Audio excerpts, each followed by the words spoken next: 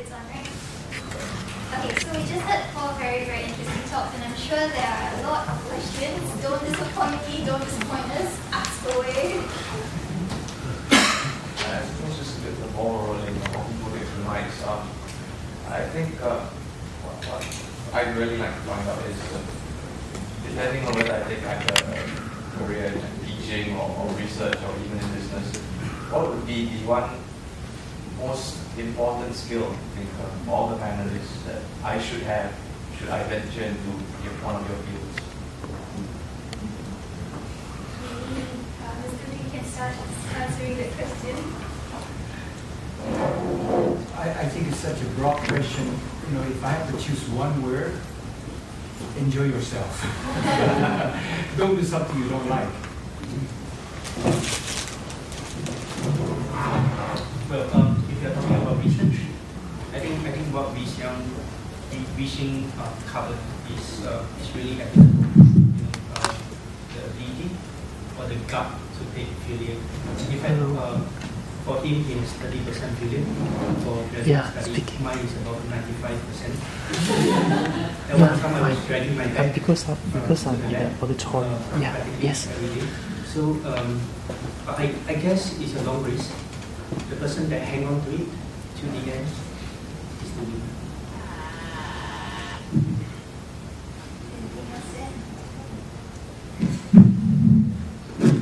I think for what particular skills or capability they should have, the most important one for me, I'm saying with Jonathan, is determination to click on. Because most of the time, that's what we see.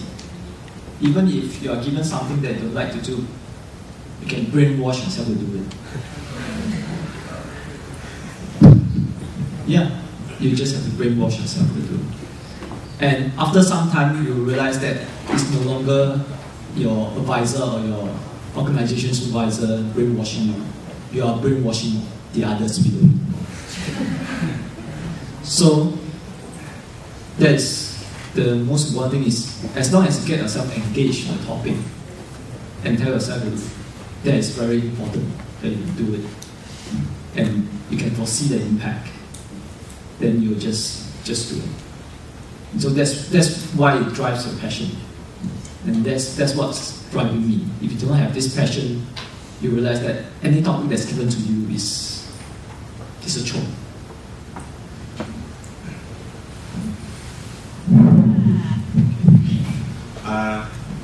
I'm from the academic institution.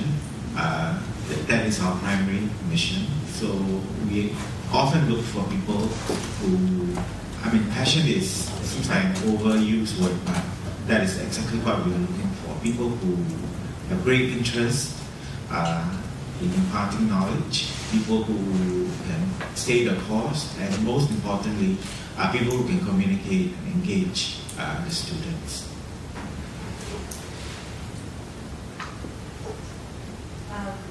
So I guess one of the things that is probably one of the major decisions I have to make after I graduate is kind of academia or industry or something in between.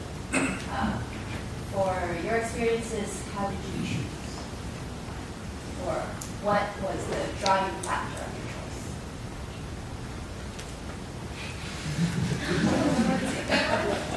Maybe I'll answer that.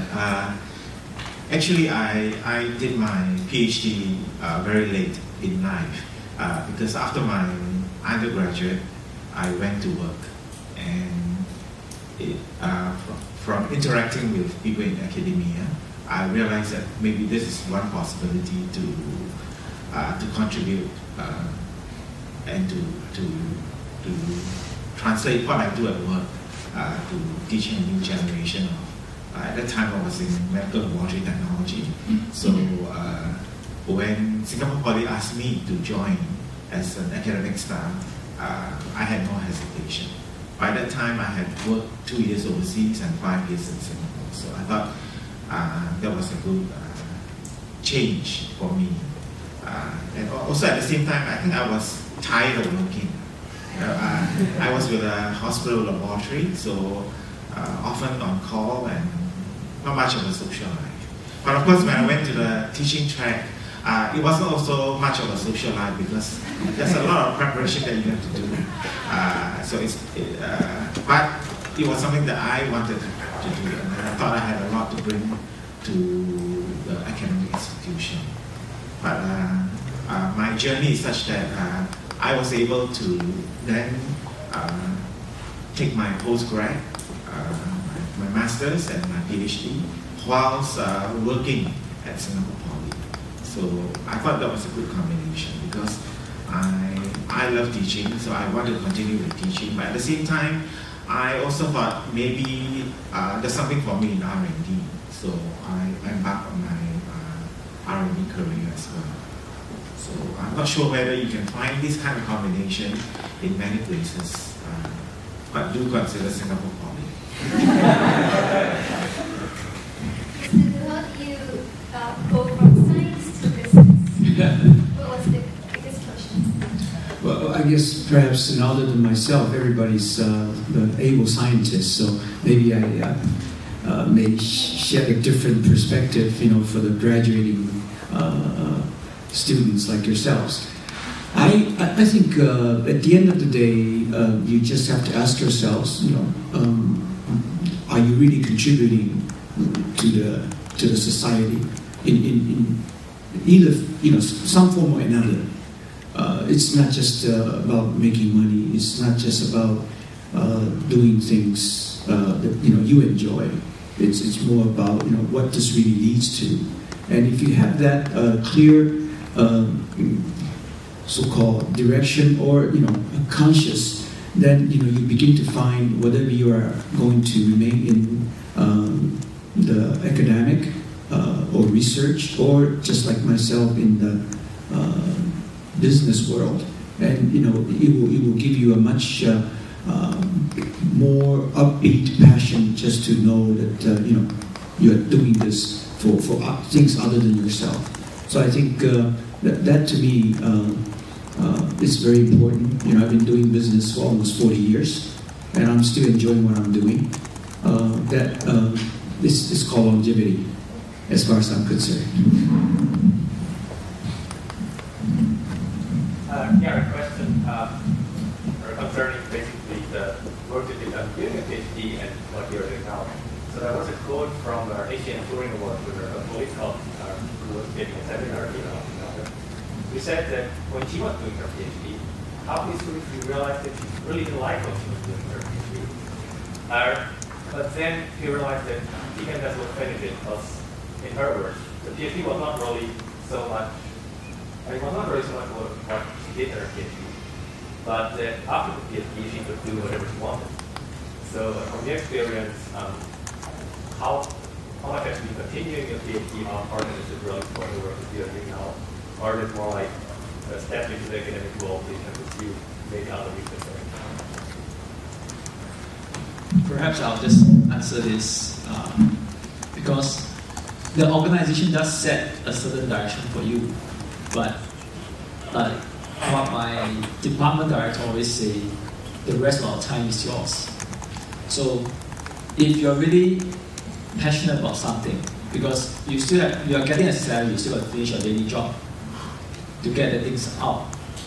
But in your spare time, this is where you work on your own interests.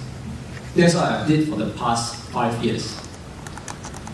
I try to meet what organization expects, but in the time where I'm not doing that, I'll just work on my own stuff.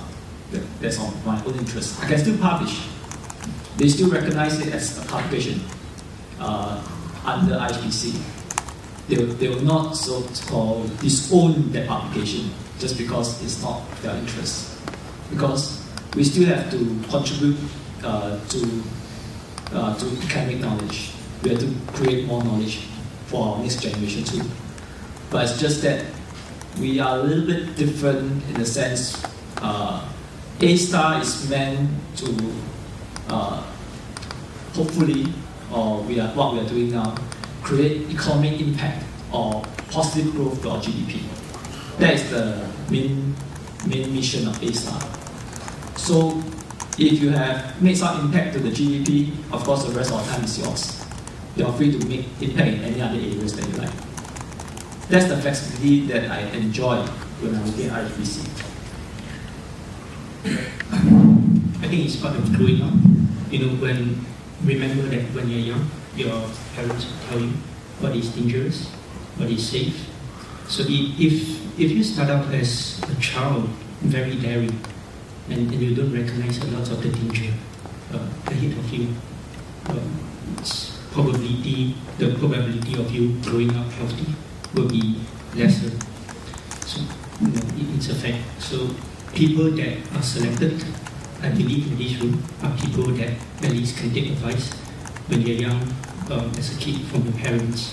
So for example, if a child doesn't believe that a crocodile is dangerous and play with a crocodile or keep a crocodile as a pet, I don't think that child will grow up to become successful. So the same goes to academic or research mentorship in your lab. I think when you started out, there's a propensity for people to want academic freedom, perhaps too early on. But you are growing up, you are growing your wings. So when I was doing my PhD study, I somehow find that the space that I was given wasn't really that great. So halfway, he was my PhD supervisor, and he's practically on my back all the time. Okay, but when I look back, I think it helps me to build up a lot of scientific rigorosity. I have the ability to do troubleshooting. I have the ability to withstand a lot of stress and withstand a lot of pressure. So now that I'm a mentor to my student, so my advice to my NGS student in the lab is, it's a developmental process. It is a learning process. You're working towards your degree. Eventually, you will get more and more academic freedoms. For example, during your postdoc, you don't see your PI anymore. That was what happened to me in Boston. In fact, we did a survey. How long would it take for George Daly to realize that I'm not in the lab? Probably 4 months. Right? So you will get more and more academic freedoms as you move along. So right now I'm starting my own research project. So I think I can direct my own research interests with greater freedom than much more than when I was a PhD student.